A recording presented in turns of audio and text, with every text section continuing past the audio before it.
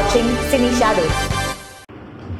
Hello cine shadow viewers, நான் உங்க விஜய் ஹர்ஷினி.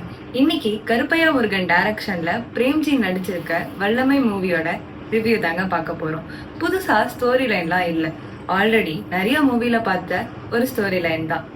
ஒரு அப்பா, ஒரு 13 வயசு பொண்ணு, இவங்க சென்னைக்கு வந்து தனியா ஒரு நியூ லைஃப்பை ஸ்டார்ட் பண்றாங்க.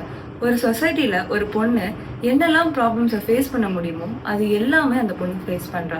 பக்கத்து வீட்டு பையன், ஸ்கூல் பியூன், ஒரு பிஸ்னஸ்மேன், அந்த பிஸ்னஸ்மேனோட ஒரு கார் டிரைவர்.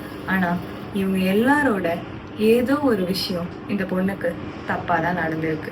ஒரு நாள் அந்த பொண்ணு அப்யூஸ் ஆயிருக்கா அப்படின்ற ஒரு விஷயம் அவங்க அப்பாவுக்கு தெரிய வருது. இது இவங்க 4 பேர்ல யாரா இருக்கும், அவங்களை எப்படி கண்டுபிடிக்கிறாங்க, எப்படி பழி வாங்குறாங்க, இது தாங்க ஸ்டோரி. இது ஒரு மஸ்ட் வாட்ச் மூவின்னு சொல்லுமான்னு கேட்டா எனக்கு தெரியல. ஆனா ஒரு சொசைட்டியை பத்தி சொல்ற ஒரு கதையா இருக்கு. ஸோ என்னை பொறுத்த வரைக்கும் இந்த மூவியை ஒரு தடவையாவது பார்த்துடணும். படத்தை பார்த்தவங்க கமெண்ட்ல உங்க ரிவ்யூ என்னன்னு சொல்லுங்க. You are watching Cine Shadows.